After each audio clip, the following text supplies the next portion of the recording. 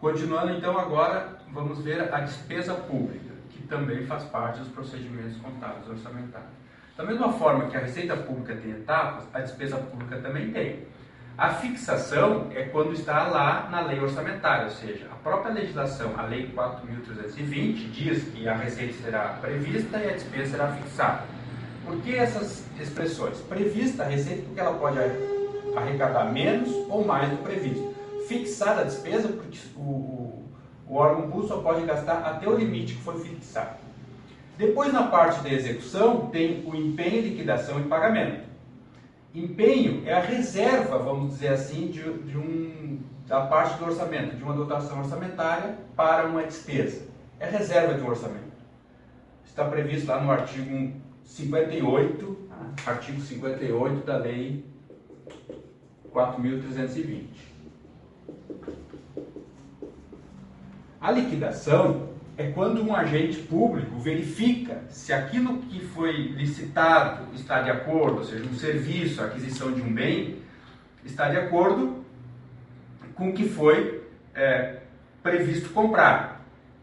E aí, esse agente público faz essa chamada liquidação, ou seja, ele verifica que aquele serviço foi prestado e que aqueles produtos estão de acordo com o que foi comprado. E aí ele faz a liquidação. Então isso está previsto no artigo, por exemplo, fazer a liquidação, artigo 67 da Lei de Licitações, por exemplo. E no artigo 63 da Lei 4.320, por exemplo. Tá? Então isso aqui é a parte mais importante da despesa pública. Mais importante é a liquidação, ou seja, tem que ter um fiscal do contrato que vai fazer essa liquidação. Lá na contabilidade, simplesmente um lançamento contábil. O pagamento é quando extingue a obrigação. Está previsto lá no artigo 65 da Lei 4.320. Então, aqui extingue a obrigação. Então, essas são as fases que vão percorrer a execução da despesa pública e serão registradas na contabilidade. A despesa pública, chamada despesa orçamentária, ela tem uma classificação, ou seja, nós queremos saber quem executou os gastos, em que área foram executados esses gastos. Então nós temos uma classificação. Essas classificações que estão aqui, elas estão em portarias, seja na portaria 163 de 2001, a portaria elaborada pela Secretaria de Orçamento Federal e Secretaria do Tesouro Nacional, e a portaria 42 de 99, que foi elaborada pela Secretaria de Orçamento Federal. Essas portarias estão em vigor, elas são atualizadas, mas estão em vigor. A classificação, a primeira classificação da despesa é institucional, ou seja, quem realiza esse gasto?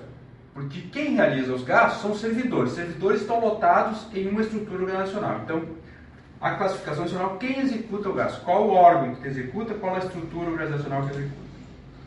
Depois nós temos uma classificação chamada funcional, que é para dizer em que área é realizado esse gasto.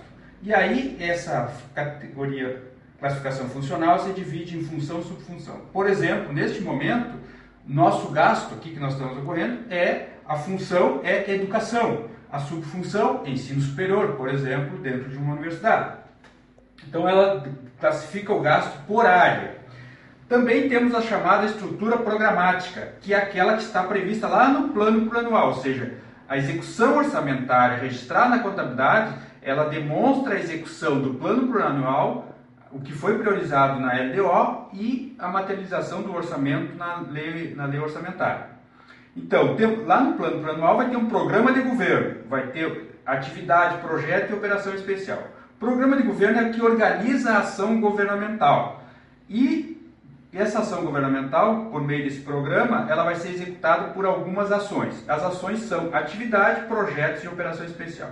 Por exemplo, atividade. O gasto de atividade é aquele gasto de custeio, que não contribui para a expansão do serviço público, ou seja, mantém o serviço público. Um gasto que é um projeto é algo que tem um limite, ou seja, tem início e tem fim. Ele expande o serviço público. Por exemplo, gasto de capital, construção de prédios, de estradas. Atividade e simplesmente a manutenção dessa estrutura que já existe. Operação especial, por exemplo, é pagar dívidas, então que não contribui para nenhuma ação. Então essa é a classificação programática que está lá no PPA e demonstra na execução orçamentária e, consequentemente, na contabilidade. Em relação à categoria econômicas, que é outra classificação da despesa, temos a despesa corrente e a despesa de capital. A despesa corrente, ela é um gasto, do ponto de vista contábil, como despesa, ou seja, diminui o patrimônio líquido do órgão público. A despesa de capital, do ponto de vista contábil, não é uma despesa pública, e sim são recursos que estão no ativo ou no passivo, ou são direitos, bens ou obrigações. Tá? Explicando mais sobre a despesa corrente, então, ela vai estar classificada por gasto com pessoal, juros e encargos à dívida e outras despesas correntes que são materiais, serviços prestados. Então, essa classificação, tudo está nessas portarias, essas estruturas.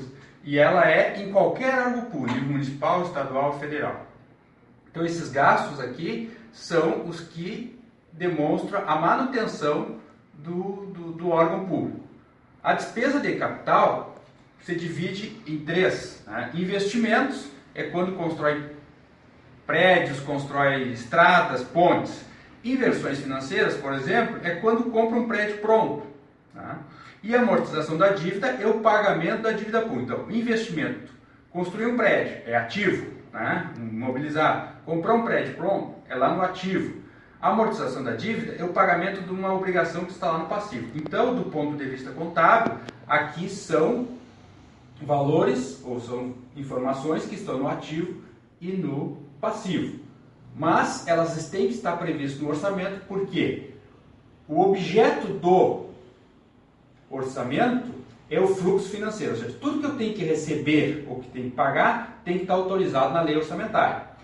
O objeto da contabilidade é o patrimônio, ou seja, tudo que afeta o patrimônio deve ter registro na contabilidade. Então eles têm objetos diferentes.